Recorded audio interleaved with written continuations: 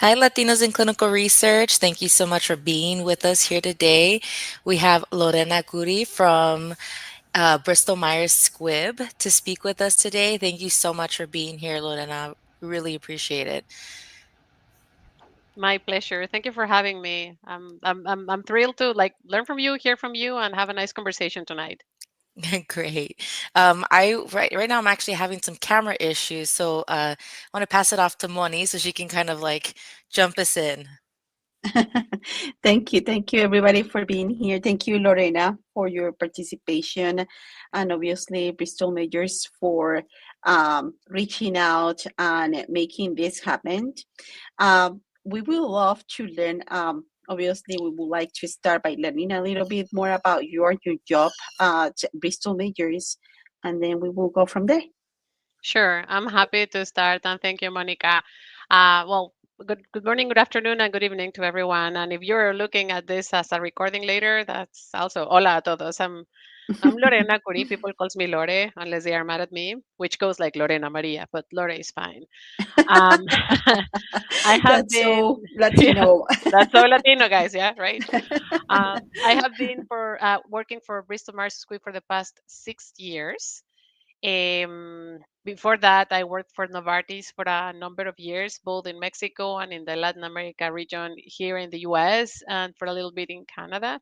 And I have some additional experience in very different parts of like the life, right? I have some experience in consumer goods. I worked for PepsiCo for a number of years, and I also work for the National Bank for Foreign Trade in Canada, representing Mexico. So my career path is very, very different. And at Bristol Myers Squibb, the mission that we have is discover, develop, and deliver medicines that help people prevail over serious diseases. I joined the organization as a head of diversity strategy in 2019, where my role was focusing on increasing the diverse representation of our clinical trial participants. And I set the foundation to do it on a regular basis. And I remember when they asked me, so like, how would you know that you're being successful? And I said, when my role is no longer needed. And it's not like that. It's just that everyone now is accountable and responsible for clinical trial diversity at BMS, and that makes me very, very happy. And in September last year, I joined the people organization within the inclusion and culture team, working as a people and business resource lead for the organization for Latino Achievement. Guys, this is my space. I am working towards supporting all of our BMS employees to be their best selves, to develop in their careers, to learn about different growth opportunities, networking, etc., so that we can do the best for our patients. We have a very, very robust infrastructure in the way that we operate, assuring that we work around our business and industry and business, then that we work around our patients and communities, and then that we work around our colleagues, of course. I am a firm believer that the more inclusive the workplace, the more inclusive the marketplace. And if we want to look like back to where I started the BMS, diverse clinical trial representation, we need to start by a diverse workplace, right? We need to assure that everyone is feeling comfortable and doing their best, and that they are representing the experiences that the patients and caregivers that are part of the communities are feeling. So that's a little bit about me. That sounds amazing. You have a lot of experience, and I love the fact that now Bristol Majors made it a responsibility for everybody. We have been talking about that for many years. That is, everybody working in the clinical research area, right, is responsible for that. And the best way to start is with our own families and then friends, explaining them. Oftentimes, not even our own families understand what we do for living. Oh So yeah. that's the little bit that we can start, and then from there continuously educating people about it. Yeah. And I think that what you said is super important, because even in my own family, I have I have seen and I have experienced that when people refers to clinical trials, like the fear or just the not full understanding of what they are, um, trying to explain them that you could either get like the best available thing or something even better, and sometimes that best available thing may be like nothing. So, but it's for their benefit, and we did a lot of research on how Latinos respond to being invited in clinical trials. And there are three major, I would say, characteristics of our Hispanic and Latino community. Number one, if you are invited to participate in a clinical trial, it's not that you would be afraid to or you're not willing to participate. It's that people refers mostly like we're not invited to participate in clinical trials. That's number Mhm. one. And if they were invited, not everyone fully understands. Unfortunately, a lot of them most common information sources, especially for our older generations, are based in social media or whatever we know from older times. So they are willing to participate. There is, however, a very, very high sense of ethics and very high work ethics. So they would delay any type of care until the very, very um, last minute, until this is something that has no turnaround point. So that is the one. The other one is that familism, like you are not only going to be interacting with the Hispanic or Latino patient, but with their entire family, whom, by the way, are all experts on medicine, you know, like my Yes. mom and my sisters and all of them, right? Yes. Yes.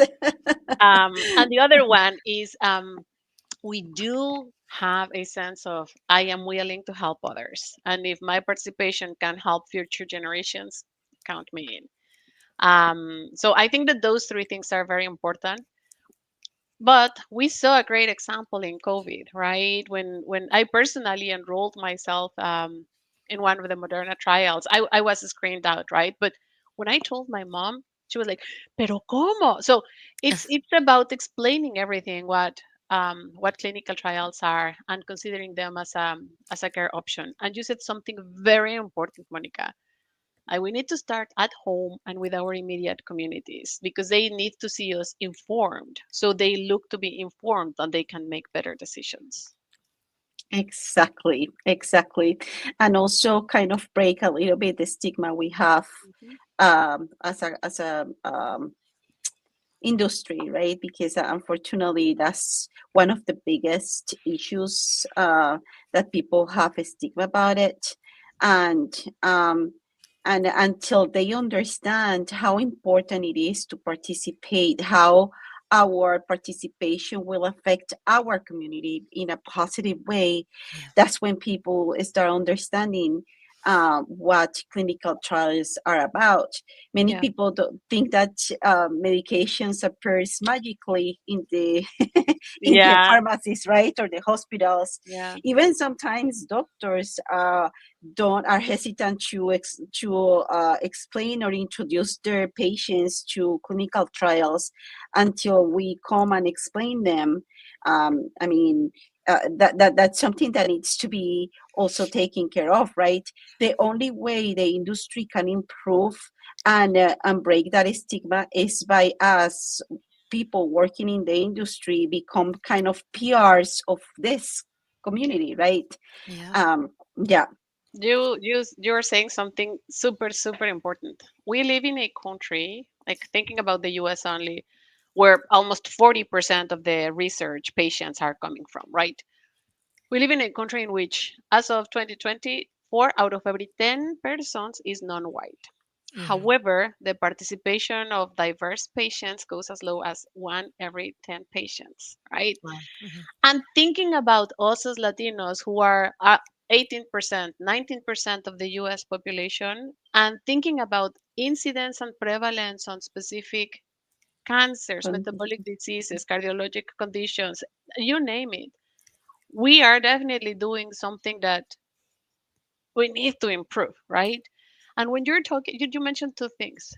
We may not be asked for participation because there is this thing. Sorry, like I didn't know it was so low, but we were not asking to participate. we may have been experiencing that because there is something real and it's called provider bias. Oh, they don't understand English, or they won't be able to come here for every follow-up appointment, or they may be uninsured. So, guys, we can make amazing things when we're willing to, right? And Mhm. we have communities, and we build around them. So provider bias is a very important thing. And the other is, I would like to see, like, if we can have a show of numbers, but did you know that only 4% of the healthcare workforce identifies as Latino in the US? Oh, something happened here. Can you see me? Yes, Yes. Yes, we we can can. see Okay. you. Mhm. Okay, that's good because I cannot see you and my screen is Oh, totally white, but I think we're gonna be fine. Okay. But only 4% of the workforce in healthcare represents themselves as Latino. Only 3 point something represents like the Black community. But there is definitely a discrepancy there, right? And we Mhm. have also seen, we did some research in 2023 about the concordance factor, or the level of trust between, in this case, the principal investigator and the diversity of the patient. And the highest confidence interval is between a Latino PI and a Latino patient, even higher than between a Black PI and a Black patient. So all of this, of course, is predicted data, because I should have started with this. You see me and you hear me and you're like, ah, Lorena, sí, claro, she's a Latina. Guys, look at my background, and I am 87% Lebanese. Like, both oh my wow. grandparents emigrated from Lebanon, like on my mom's side and on my dad's side. So I'm like Mexican Lebanese. So there are definitely things in my genetics that impact my health, right? And we Mhm. need to ensure that we can do the same for everyone, and how we identify ourselves and how we do ourselves. So back to the concordance factor, we need to increase the representation both on principal investigators, on non-medical staff, on treating physicians, on care navigators. Also, like, we need to increase our representation because it matters. Yes. 100%. I think we talk about Yeah. this all the time. This is something that, I personally feel that we really need to work on more as a group, right? We really need to have, you know, uh, for those that are in the positions that they are in, are able to reach their hand out and pull some of us up, right, or most of us, as much as we possibly can. I think that we really need more focus in that space, because I feel that that ultimately brings an open source for other people's, but other trainings, again, for PI, for sites, a little bit more focus in those populations, and ultimately like the trickle down effect. Mhm. Very, very important here, and having more um information in Spanish. We have Perla Nunez stating that I'd love to show the empty pharmacy video that was developed by CRISPR. It would be good to have a video like that in Spanish. I mean, of course. Thank you. Thank you, Perla. And by the It's way, I was also going to mention that video. I love it. It's by the Center of Investigation and Study of Clinical Research Participants. It is beautiful. And I think it was with Novo, and I think it was recorded in Newark, right?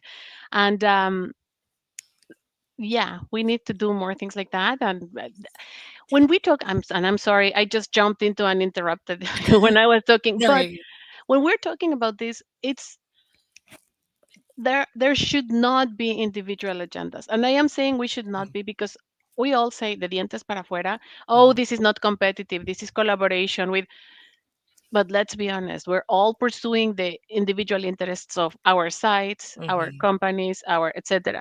But it will be only through stronger organizations like Latinos in Clinical Research, or blackdoctors.org, you name it, where you put together the resources, the experience, the knowledge, and doing that. I will be more than happy to connect you guys with Syscript and Ken Getz if you want to do something like that. Yes, of Yeah, of Um, course, course. yeah, 100%.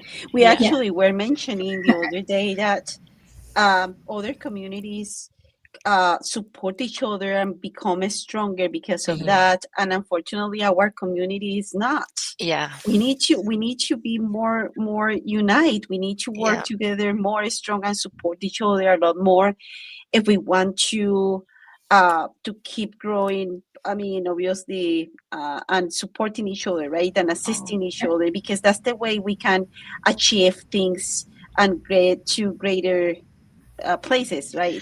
No, we It's have Yeah, I'm a a huge fan of collaborating. I think it's important to collaborate, and I'm open to collaborating with anybody and anyone in the industry.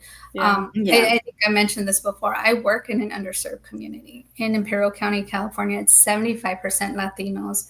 There's limited resources across the board for various health conditions, very limited providers. Maybe there's one specialist of one condition. So it is, and it's a community that's research naive still. So it's very important. All these things we're mentioning to come to communities like mine. We need to collaborate, whether it's with organizations, sponsor CROs, and bring this information. There's some great content out there. We need more content in other languages, but to bring it to the communities. And how do we distribute that to the people that it needs to go to in order to get more patients? And that's kind of a tough one because it's a Yeah. lot of work. Yes. yeah. yeah. Yeah. No, we Yes. have a question. Lorena, Oh, yeah, I will actually would like to propose, if Bristol Majors and you agree, we can do a video also in Spanish, an interview also in Spanish. That way we can obviously keep sharing and sharing. I think I can look into that. I will not make any commitments at this point, but I'm Yeah, definitely willing to support my community. No, es mi comunidad y yo trabajo por mi gente. And it is needed. We have actually been doing a lot of things, but what happens with the Latino community is that we are not a monolith, right? A mhm. monolito. We're not a monolith. We are like Latinos in Los Angeles are very different to Latinos in Jersey. Yes. Latinos in Texas. the we all Latinos first generation are very different to Latinos born here Hmm. in this decade and and 4 decades ago when Latinos were forbidden to speak in Spanish. So we are a very diverse community, and we still are very segmented. We have been working with organizations such as Tu Salud, Tu Familia, and El Doctor Fabian Sandoval. I don't know if you know him. He's absolutely great. And we have been recording videos in Spanish to talk about different um, diseases. And we have also been working with Syscript to the empty pharmacy comment from before. We have been working with Syscript, and we're bringing mobile education units to different communities so they can educate them on what clinical trials are, and they are of course bilingual, disability friendly, like the staff is very diverse, etc. But these are very localized efforts here in the DC, New Jersey, Philly area. We need to go abroad, expand. and Yeah, I think the digital is definitely something that helps. yeah, But Monica, if I may, you said something like, and I will be very transparent. Like the Black community has learned over the years to truly Hmm. know how to support each other. Yeah. If you go to an event organized um, by a Black organization, like the vendors, the catering, the transportation, even the media streaming, all of those things will be Black owned business. Yeah. In our case, in the case of the Latinos, and again, I don't want to go to the identity and, oh, I identify myself as Hispanic, myself as Latino, me like, in our case, I think that the Latino sentiment, and there's also very cool research from We Are All Human and Hispanic Star on this. So if you want to Google that later, please do so. It's very relevant. Has been shifting over the past decade. And although in the past we were more like that philosophy of we knew that there were fewer spaces for us, right? Hmm. And lots of competition, we are now learning that we need to support each other and Yeah. that we need to help each other. And you see that shift. There is much work that we still need to do, but it is today in a better spot that it was. I don't know when I came to the Or- U.S. 13 years ago. Well, thank you. I really want to take some time to kind of come into the comments here. Thank you guys so much for being, so talkative on the chat.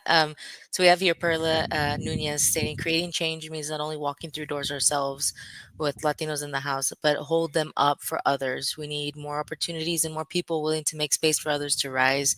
Si podemos. I 100% agree, Perla. Yes.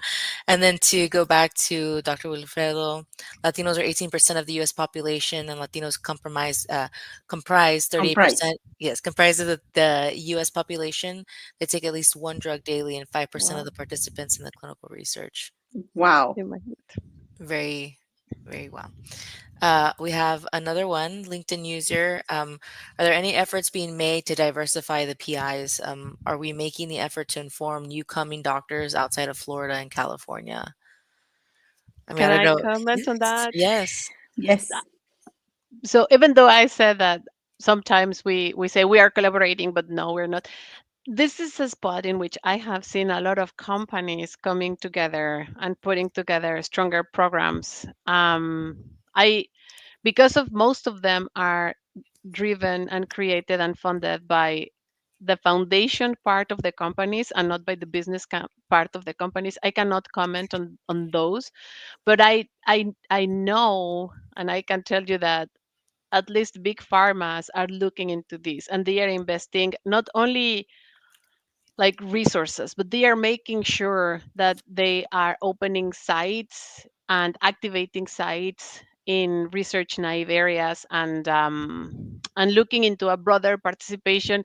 You can even see the shift of like who was a sub investigator 5 years ago is now an investigator when you look at the documentation. So I think we're getting there, and we're also like bringing a more diverse pool of Investigators. investigators. Yeah, so there's Yeah. efforts, but this is not a change that you will be seeing from one day to another. These things take a lot of time.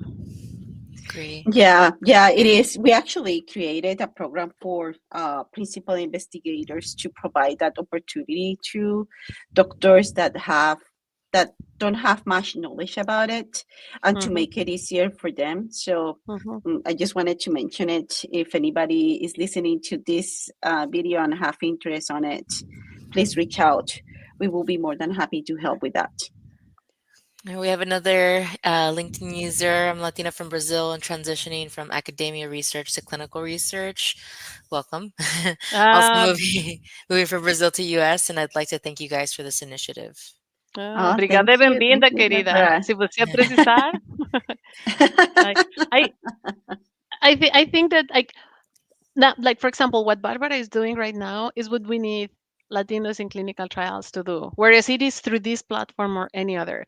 We Mhm. need to be proud of the languages that we speak. We need to be proud of the culture heritage that we have with us because that gives us like cultural intelligence. And we need to make sure that the patient that is in front of us knows about this. So we build this trust, right? Otherwise, for them, we are the unreachable Latinos, right? The unreachable Latino that Exactly. already like committed and made the entire American dream. And at this point, I'm sure that we are all willing to help others. Yeah, Yeah. I mean, just here, we have. I mean, look at my accent, right? We just join by an example that we can achieve different things. We can always, because that's an older. I think that's an older challenge, or that's an older obstacle that we put ourselves. That, oh no, I cannot do that. I mean, I'm Latino. Maybe I'm not gonna be reaching any of those jobs opportunities, or sometimes we have that. I think in the community, and I have seen more than we would like. Hmm. So there is always opportunities, and I mean, not just for Latinos, but every other community, right? We Yeah. can reach any point or any goal we have, as long as we are motivated. Gosh, it's Agree. so important. We need to be proud of who we are and what we know. We have experience from different countries. We are multilingual. We need to build networks. We need to step out of our it's not a comfort zone, it's a fear zone in which we're like, I don't want to reach out to that people. Reach out to people. For example, LinkedIn is your friend. I understand that we are right now on LinkedIn, right?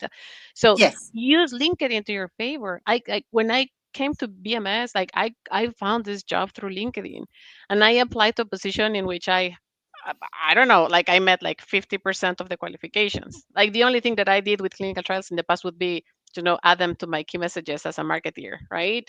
But when I moved because I was going to be learning and I was going to be challenging myself, and we need to continue doing that. Just don't your limits are only in your head. That's what I want you to know. Exactly. Exactly. I completely agree. Someone just asking, are the pharma companies open to PIs that are research naive? Yes, and I also know that there are some PI development programs. I don't think that I'm in a place right now in which I can Share mention más them. Mhm. information about it. Yeah. But I know that there are some career development programs, investigators programs through different organizations. You may want to look into the Robert A. Wynn program. That is one that you might be interested in looking into. Awesome.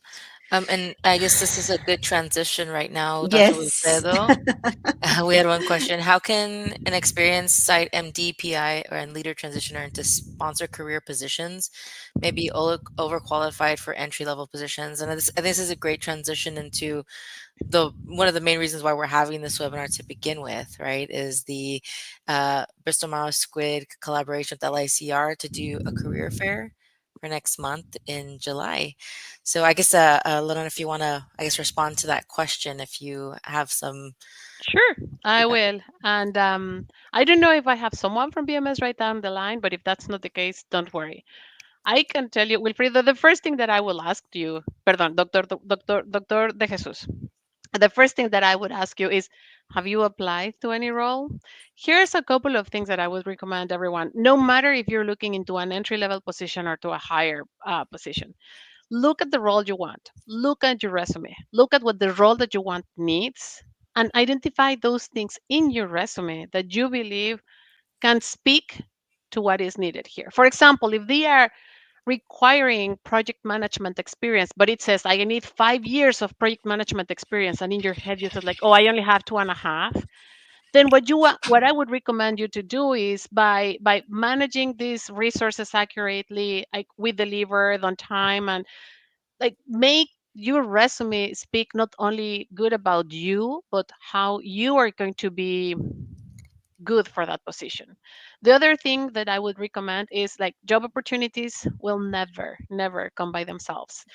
You need to build a network. You need to assure that your candidate profile is uploaded in every big pharma workday or talent community and website, but also in small biotechs and also in CROs. And you also need to look beyond that. You need to look what is needed in the CVS and health or in the Walgreens, because they have now all these cute platforms for clinical trials as well. You need to identify, you need to explore what is like.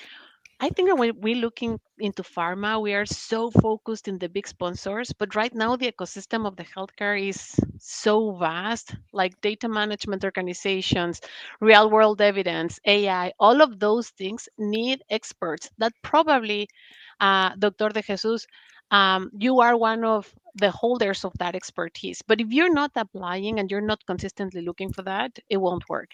And my other recommendation is really, really, let's use LinkedIn to our favor. I think that at this point we're probably overusing LinkedIn a lot, and it's becoming a more of a social platform. But if you find someone, connect with someone and reach out to them intentionally and tell them, "Wow, I really like your presentation on I don't know, like TKIs, whatever," and said, "Would you be open to just a quick conversation so I could learn more about your job, and maybe if there is a job in that company that you're interested, ask them for referrals."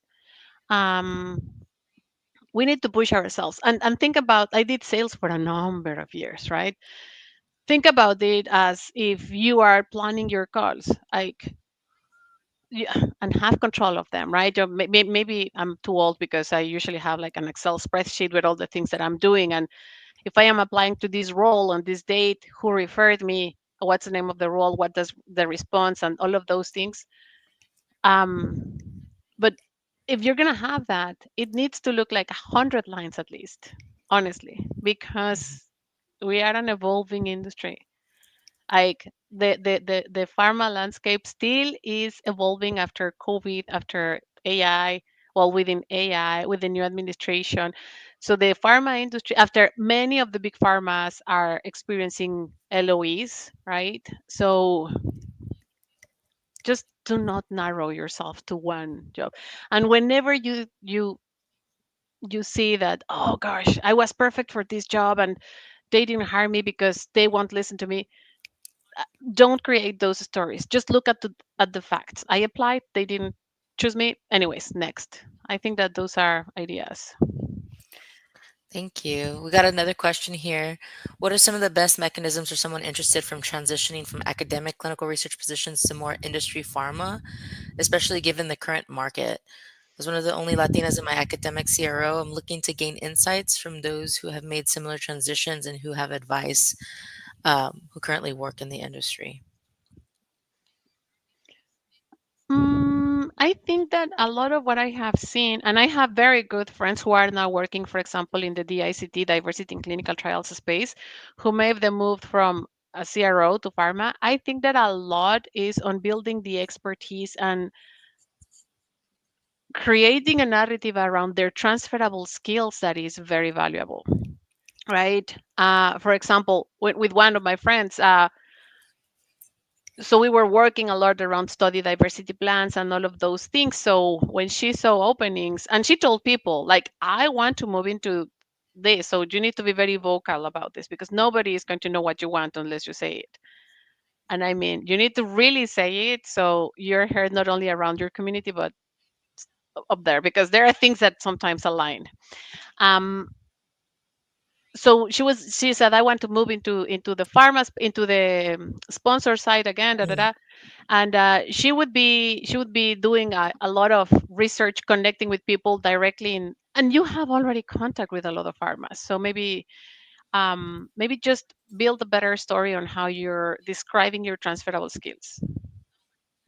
And the other thing is, like, it's okay to have many versions of your resume, right? In my case, I have done marketing, I have done sales, I have done inclusion and diversity, I have done like clinical trial operations, like, and I would, like, my resume today looks very different on my resume like 10 years ago, and not because of the experience, because the experience is the same, but on the learnings that I have had and what I can contribute with to a company, to try to align that more with what the role description is like asking for. thank you. Okay, we have more questions. So this has a lot to do with your experience and capabilities to be curious. Okay, so probably that's not a question. Well, we have uh, the posts have been very active. We Active, have yeah. a lot of questions. Well, I would say we can get to the questions shortly, but I would want to Okay. definitely make sure we can put some focus into the career fair, right? I know that we want to Yes. highlight that. Agreed. So, Moni or Judy, whichever, if you guys want to kind of touch on that, so all those that are watching and that will be watching later as well can Yeah. know some more information. Yes. So, well, this also, the first thing that we would like to share is that this is going to happen on July 15, 2025, 4 p.m. Pacific Standard Time. We will be posting soon the link for it and the link for you to drop your CV and to register. This is going to be for limited amount of people. So please be aware of that and put it on your calendars and be keep on checking the Latinos in Clinical Research LinkedIn, because that's where we're going to be posting all the information. We will share it on all the other social medias, but our main social media contact with our community is LinkedIn. So please keep an eye on that. Lorena, I want to ask something. How it looks like, or how it looks like for a Latino, for really somebody to work with BMS. Hmm. Um, I personally like it very much. I have had like very good experience. I have had like different and challenging experiences as well. Like when you enter into, well, when I came to the US, I first started working for the Latin American Canada region in Novartis, right? So being in that third floor of the East Hanover building in New Jersey was like a safe place because we would either be speaking Espanol, Portuguese, or and we would be even eating lunch together, right? So that was a soft transition. I was just experiencing what being in the U.S. headquarters meant, although like the organization was headquartered in Switzerland. When I came to to BMS, I was like, I I had, wow, everything is self-service, and then you need to learn to advocate for yourself. And I mean, everything is self-service, like from requesting, like your your laptop, your badge, your like tarjetón de estacionamiento, your benefits, this like and it's overwhelming at the very beginning, especially if you are experiencing something like I did. I moved from Mexico to the US in a very light ambience, and then to BMS, I was like, what is this? But it takes time, and you need to be prepared for any type of change. There are many organizations and many different teams, and there are parallel works, right now we're talking about clinical research, which is like this side of the mirror, which by the way was completely new for me because I had my prior 14 years of experience in the commercial organization. So you start making those connections, and you are surprised. um, I would always encourage you to keep track of your networking. Honestly, build a stakeholder map. I know this sounds like very American and corporate America. When I came to the US and I started working at Novartis, I had no idea what corporate America required, and I learned that like the hard way. There are some words that I heard first from my children and then from my manager. No, he would talk like positive tension, and my daughter would say like, I need to improve my reading stamina. I was like, what are we talking about, right? I thought in my mind that working hard, playing hard would give me like better places, like it always did in Mexico. Y aquí, it's a totally different thing. So you need to develop those skills. I now find my 13 and 16-year-old having gone to school like forever here, they have them within. But I came here after I was 30 something, and I was like, I don't, how am I going to ask them to meet with me? No? So you need to force yourself, and it's uncomfortable. No? But organizations like BMS are huge, huge, and you will continue to meet new people, and you will continue to be unable to track all the changes that you're experiencing. Are Um, there opportunities for, do you have like an internal university where you get to train on different topics and continue on the education outside of just the role that you're in? are there? Please help me understand that question better.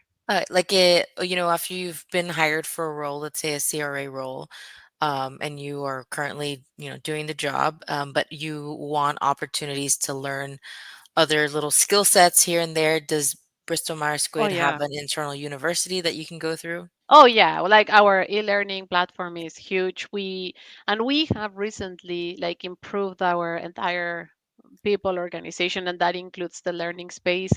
There are also a lot of like very good benefits, as you may imagine. And there are so many different agreements with different organizations for us to support the growth and development and career progression of our employees. In this case, I think that both the people and business resource groups, like OLA, like this OLA, we have one for everyone. We have for Pride, we have for Black Organization for Leadership Development. You mentioned them, right? They do a lot of this cool work, but they do it understanding under the understanding of what exactly is the business need at that time. If the past 2 years we have been transitioning into leveraging AI as much as we can, then we will put together workshops, development programs, training opportunities to like embrace Copilot in your daily life. No, but if someone is interested in, I myself did a certification on inclusion and diversity at some point, and I have always received like very good support, not only with the time but with the support of your manager, right? And he will tell you, make sure you put this on your development plan and all of those things. So those tools, your development plan, your my growth, your career progression, all of those things are serious, and you need to advocate for yourself, and you need to leverage all of those tools if you want to make any type of career progression. Lorena, thank you for that. Now, for people, let's say, for example, somebody that wants to transition into research, does Bristol Major has also opportunities for interns? Oh yeah, and we actually have a lot of so current. Oh, there's so many cool things happening. No, we have an early career program, so I do encourage you to look into that. I My understanding is that that will also be presented in the career fair, but our early career part is very strong. We also work with a lot of uh, colleges and universities. So right now, for example, the cohort of interns for the summer is just started, and there are also like rotational development program for recent graduates in which they go through, I think it's 24 months, and they rotate every 6 months in different departments of BMS. So they may go through regulatory, and then they will go through forecasting, and then they would go to quality control, and then they would go to commercial. No, so they get a more complete flavor of what the organization looks like, and almost every big sponsor has those programs as well. So I do encourage you all to keep your eyes open, and my understanding, all those applications are closing before the year end, like the calendar year ends. You should be applying for like the next summer. And the other thing, that's early career, but the other thing is that for those who are transitioning from being in a very high academic center or clinical or clinical practitioners, etc., don't limit yourself and limit and think that you can only make it into an entry level position. No, no, I have seen like so many success stories about people who is doing great. So don't limit yourselves. Thank you for that. So let's say, for example, somebody, let's say an international America graduate that has interest on joining Bristol Majors, then maybe they don't have to go through the internship. They might be able to go in a different level kind of career, bringing all the knowledge and all the transferable skills that they have, right? Yeah, I work with a lot of friends who are IMGs. A lot of my friends are IMGs, and they are either in the medical affairs, clinical development part, even commercial. So yeah. Yeah, that's great. I always mention to people that the clinical research will has it all. Basically, any career path that you have in that you can think of, we have it in career. Maybe the only ones that we don't have is like somebody that wants to become an actor or something like that. But everything else, we have it. If you have interest and your passion is in research, in marketing, we have marketing. If somebody's interested or has a lot of passion for project management, we have that path also. Or I mean, we basically, you name it all, and we have it in research. And this industry is so beautiful, and it has so many options and so many opportunities that I always encourage people to go and check it out, because we're not as popular as other industries, but I don't know anyone to this point that has you in this industry that don't feel passion for it? Oh yeah. I think that we do all have like a patient centric like approach in things that we do.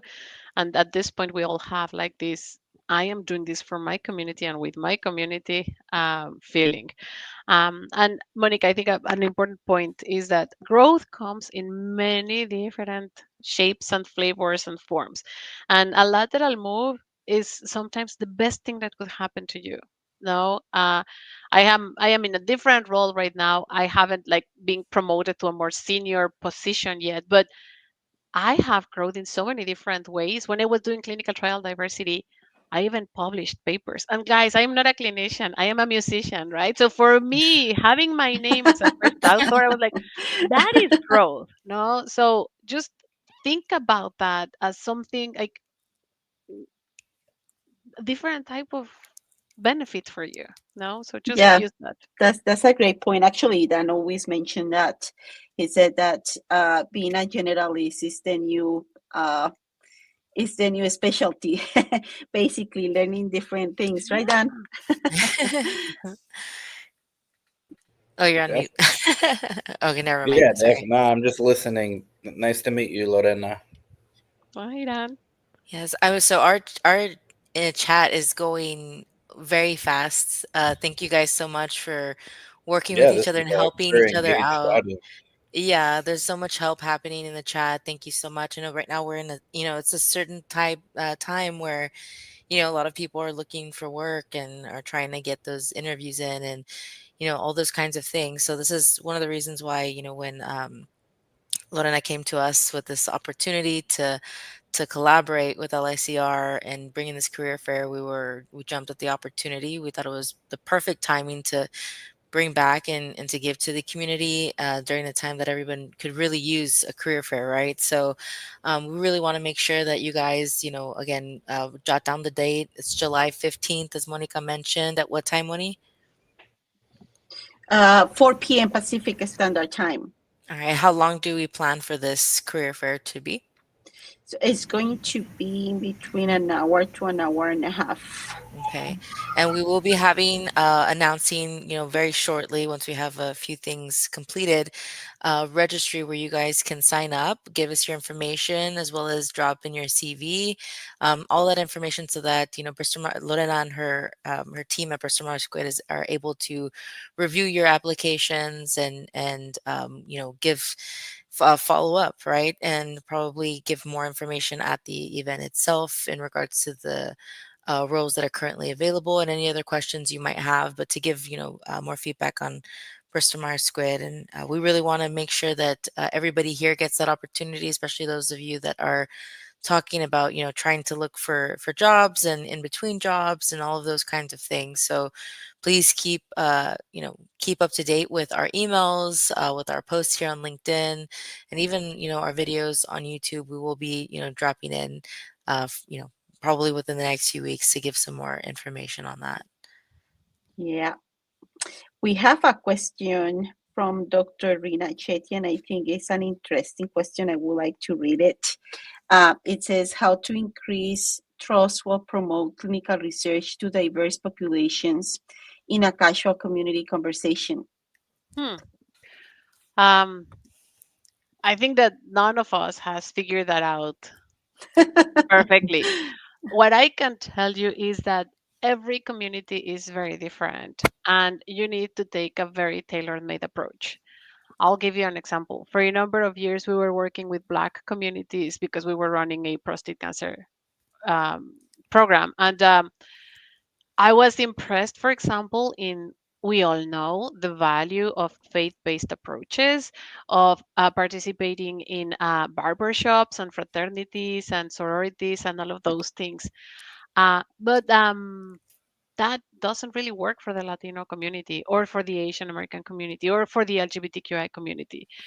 What we know that we need to do is to go hyper local and identify those already trusted leaders. Most of the time, they are either community outreach organizations or it's maybe the pharmacist, right? Or it's maybe the promotora de salud de ese lugar, or it's maybe, and you need to carry a very transparent and honest message, but you also need to engage with a very trusted messenger. And the other thing is you need to do it before, during, and after enrolling in trial. That helicopter research will only erode the trust that you already have built. And you need to do it very transparently, because when a patient needs or should enroll in a clinical trial, when you're offering a patient to participate in a clinical trial, that shouldn't be the first time that a patient knows about clinical trials. They need, I think, like we need to educate even middle and high schoolers what clinical trials are. It is impressive the level of decision making that the younger generations have over our older adults right now. Um, so it's better for them to be informed. But that's why it goes all through collaboration, guys. Yes, 100% Exactly. agreed. We're, Exactly. well, we're very happy to collaborate, Bristol Myers Squibb, and thank you so much, Lorena, for giving us your time today. I mean, no, we have about 10 minutes left, but sorry, 9 minutes. But I just wanted to make sure that we thanked you for your time and cooperation here and giving us a little bit of information about your background. And I do suspect that you're going to have a lot of people Reaching out. Reaching connecting. out on Yeah, LinkedIn. Yeah. for Yeah. sure. Lots of contacts. I know my LinkedIn's already blown up. So yeah, so anything we can do to help, and of course, if anything with Ola as well, we would be happy to collaborate in regards to any initiatives y'all are doing. LICR, not just to you, but for those that are currently here right now watching, and those that are watching in the future, if there are any points of opportunities to collaborate, we want to do it. We want to be able to reach as many people as possible and continue on this work. And yeah. And Ashley, I think that I am the one who needs to recognize the great job that you guys are doing, because it's not easy put together a platform where we are all feeling comfortable. Like I right now feel like I'm talking to someone that not only can roll the R, like and call me Lorena, but I am in a community that right now is listening to what I am saying, not Mhm. how I am saying it. Yes. And that is building a strong, like, I don't know, sense of leadership, but also like a more in-depth sense of belonging. So kudos to the work that you guys are doing. And we said at the very beginning that not necessarily historically we have seen Latinos helping Latinos a lot, but this is proving that wrong. And I do applaud all the great job that you guys are doing. Muchas Thank you. gracias. Thank you Thank so you. much. Thank you. All right. Well, did you want to do any closing questions, Judy, Monica, Dan, Chris? No, I'm looking forward to the July event. I'm looking forward to having a bunch of people attend. As we mentioned, there's a lot of people, experienced people looking for positions. So I'm hoping the July event will be very helpful for a lot Awesome. of people out there. Mhm. This- Well, Yeah, and please keep in mind, like I mentioned before, that it's going to be by registration and it's for a limited amount of people. So keep an eye on Latinos in Clinical Research LinkedIn. That's where all the information is going to be shared. And please like, share this video, so that and also subscribe, Yes. so that way we can get more. This information to as much as people as we can and help each other.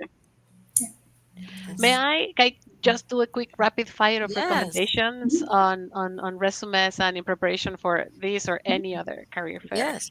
Right? Make sure that you update your resume at least every year, or every time that you have an important milestone in your career. One, make sure that your resume does not look like a job description, because it will immediately be screened out. Leverage, leverage, like the things that are out there. Ask Google about what are the most stronger verbs or action verbs that I can use to say this or that. Ask Copilot to review it. Ask Copilot or ask ChatGPT, would this resume be strong enough for a position of, I don't know, project manager, like site coordinator? I don't know. Use those things. remember that nowadays, all of the practically all of the screeners have a first round with AI. So make sure that you are putting things together between the role and your presentation letter. Um, and don't get desperate. I know it's hard. I have been there, guys. I know it's hard. So when you're looking to a different opportunity or something like that, keep that tracker that at some point you will say like, oh gosh, nothing is working. Trust me, when you get something, you're gonna say thank you, Lorena, for being doing that, and it just shows you how perseverant and how strong and how fregones and chingones somos los latinos, I would say. Okay. Con eso cierro. I Muchas love it. gracias. I Bye. love it. But Follow the that's actually instructions. true. We can get to see how much work we have done, and take us Sí, where we want to go. And exacto, and it's a numbers game. Everything is a numbers game. So exacto. don't lose your hopes, because in No, some point, and as soon as you get one, then you're gonna start getting more and more and more. y pay it forward. Always pay it Yes. forward. No, that's the Yes. other one. Okay. That's a good Always. one. Listo. Yes. Bueno, pues ya. Pues muchísimas gracias, brigada más mil veces. So thank you very much. It's been gosh, I felt like at home. So muchas gracias. Ay, Ah, gracias. thank you, Lorena. Thank Thank you so Thank much. you. We Thank hope you. you get you back in Spanish. Ah, feliz. And Okay. thank you. Thank you all Thank so Thank you. you. much. Thank you, LICR members. We will speak to you soon. Thanks, everybody. Have a great one. Bye.